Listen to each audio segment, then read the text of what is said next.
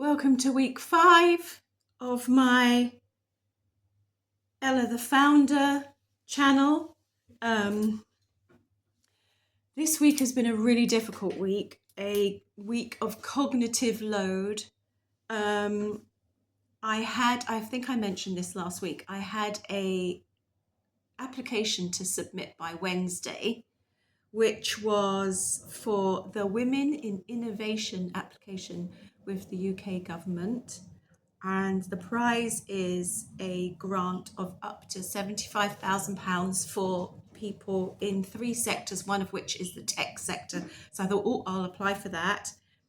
It was a bit of a week of hell because there were a lot of questions. There were, how many questions were there? There were 23 questions, and 12 of those were prose. So you had approximately 300 or 400 words, depending on the question, and there were 12 of those.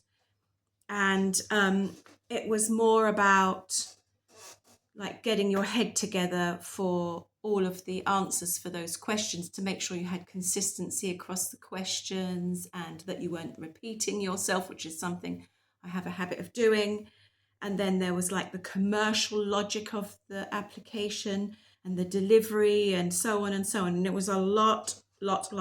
And the deadline was on the Wednesday, and I got it finished. The actual questions I got finished on the Monday because I had a hospital appointment on the Tuesday. And I got these questions finished, and the good thing about the website is you can upload your answers and keep them there, but you can keep changing them, or should I say editing them, before the actual deadline date, which was 11 a.m. on Wednesday just gone. So I had all the questions answered, and I was putting them up as and when I answered them. So they were all up there, and then you can kind of see that they're ticked off and how many you've got left to do. And I didn't do them in order. I did them in kind of what I consider logical order. So the project summary, even though it was the first question, it's actually the last to be answered. So I kind of did it like that. So I got all these questions in on the Monday, and then on the Tuesday, like I say, I had to do my hospital appointment. But the worst thing I saved till last, and I'll tell you about that in a minute. So I had my 23 questions, and then I had to do the finance questions of how you're going to spend the money and everything. And I hadn't read the question properly because I had pretty much all of the budget spent on subcontractors to do the parts of the the infrastructure that I can't do. So cryptography and pen testing and stuff like that. I don't have those skills, or the user experience walkthroughs and stuff like that. So I had the subcontractors taking up pretty much 90% of the budget. And then fortunately I read it properly instead of skipping over all the words, and it actually, the subcontractors could only take up 50%. So that was a bit of a, oh my God moment last minute. So I had to do a rejig of all of the figures and put quite a bit of the work in as materials. So the materials budget was 50% and the subcontractors are 50%. So I managed to get that done. And then the worst part, as I say, was Tuesday.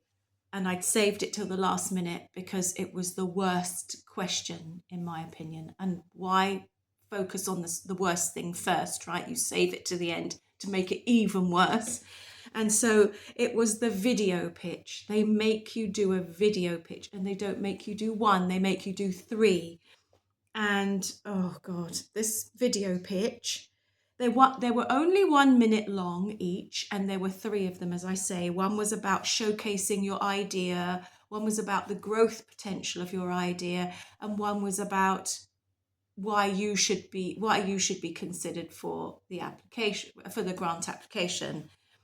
So the person, it's an American company, and the link goes through from the government grant website onto this, I think it's called Pitch Tape or Pitch something, and you go through, and then this little man explains how, not little, this American man explains how to use this pitch software.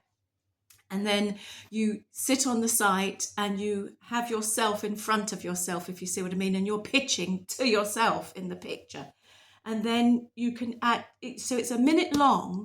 And I had a kind of script together in my head. And then I thought, no, that's not good enough for somebody who's 61 now. She's not going to remember that. Let me write it down. So I typed it out and like word for word, so I wouldn't forget anything, because I'm kind of forgetful these days. And then I went onto the website and it said that you could add a script.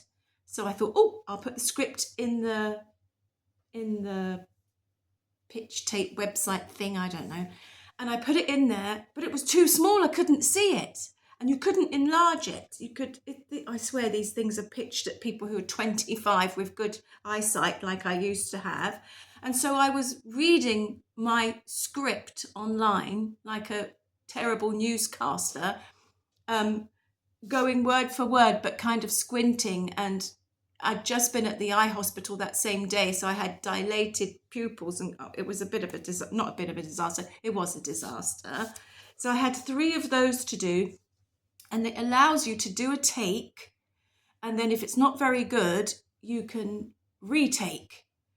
But because I'm not used to reading a script, this is something I'm going to have to practice, because I hadn't even realized how difficult this would be. Reading out loud when you're not somebody who reads out loud. I talk a lot, but I don't talk, I don't read things out loud a lot. So it was quite difficult to enunciate your words, make sure it fit within 60 seconds, everything you wanted to say. I kept mispronouncing things that in your head you're pronouncing, but when you're actually saying them within that 60-second constraint, you just can't say them. And I did so many takes and I was effing and blinding, as you can imagine. And in the end, I just thought, F it, I'm just going to leave it the way that it is. So that's what I did in the end. I did lots of takes of each one, and I got fed up with it in the end, and I kind of lost interest and tapped out. So I put them all up there, all 3 1-minute thingy bobs. And like I say, it was the worst thing, but it was the last thing. So once they were done, there was a general sense of relief, and I uploaded it and everything was fine. And then so this was about 1:45 in the morning of Wednesday morning. By the time I'd got them up there, I think, I actually can't remember. It's been a bit of a week. And then and it all said, not congratulations, your application is in, you're here by the 1st of May. And then the following morning, I went into the app again just to check that it was still there before 11 a.m, the deadline, just to make sure in case something had happened and I had to do it again. And this time I got the right email in, so that was a result. And I had a look at 11, and it said you can still edit your stuff. And I thought, oh, shall I do some editing? Because I didn't read it through a 3rd time. Like, I actually got fed up with what I had written because I'd read it so many times, and I thought maybe I should read for the very last time.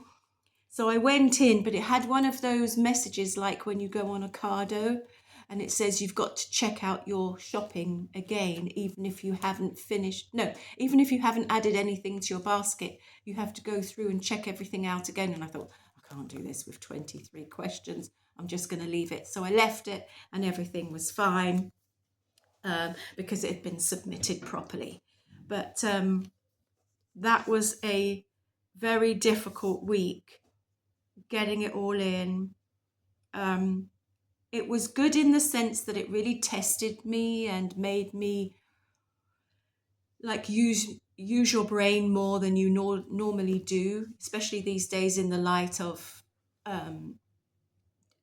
artificial intelligence helping you all the way for all of your days, problems and things you want to get achieved. You use AI to help you out, but you can't do that on something like this. You can get it to help you get your ideas together, but you've still got to like write the answers and edit the answers and make sure they pertain to the question, etc., etc. So that was done, and that was a real struggle. but it's done now, and that's it. And like I say, I will hear on the 1st of May if I hear at all.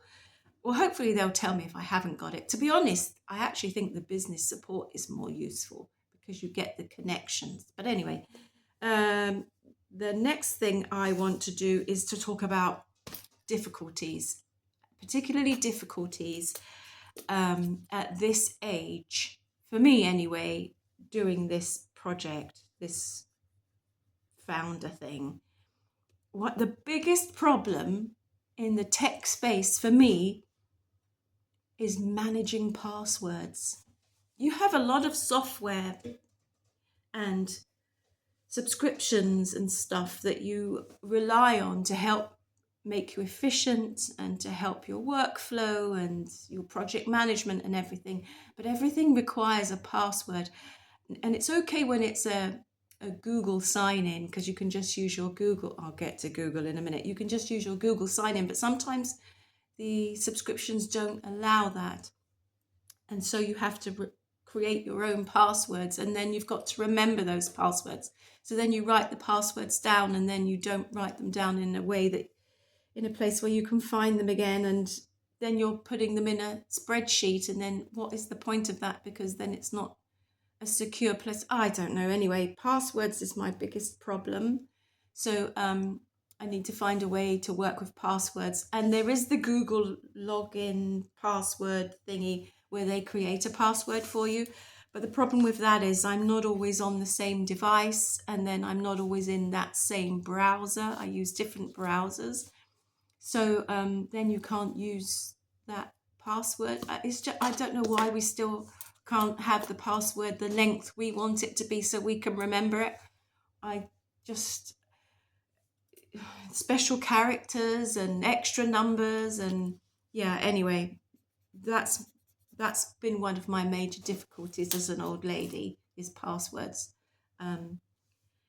in this space. The second thing is Google workspace, and my private and my work Googles. It's doing my head in. When I want to use Google, to use Chrome to do a search, and then my business email login is there and I can't change it, it does my head in, because then I'm doing stupid everyday searches for things like, I don't know, a flapjack recipe, and then it's on my work email I can't even speak, my work Google workspace, and it's doing my head in because they don't let you easily change in and out. It's like I always have to have two separate phones to get this done, and that's just really frustrating. So I'm going to have to this week work out, perhaps with ChatGPT, how I can work better between Google Work and Google Private, because it's doing my head in. It's just not intuitive. It's just ridiculously too secure for someone with two accounts. And they should know you have two accounts because you're logging in on two accounts on the same device. It's ridiculous. So there's that. And then I have been back to working on the actual tech solution itself. So this week really took it out of me cognitively in terms of this application. I was absolutely exhausted by Thursday. So today I've been back on the actual tech solution itself, which has taken a bit of a backseat to all of these applications and stuff that I've heard. Oh, I don't think I told you about the AI Growth Hub. David, did I talk about the AI Growth Hub last week? Okay, so I don't know what I told you last week, to be fair, but I got in contact with my GP because I hadn't heard from the Growth Hub despite 2 emails and 30 working days of, I don't know, getting back to me, and they didn't. So I went to my GP MP and asked my MP to help me, because MPs can get things done in a snap. And within an hour and a half, was it an hour and a half or 2 hours, the government had come back to me. Now, this could be my Alzheimer's, and I've actually told you this already, but I don't recall telling you. But yeah, they came back to me, and they have got my application in. So there's that. So that was it really for this week. It was a difficult week.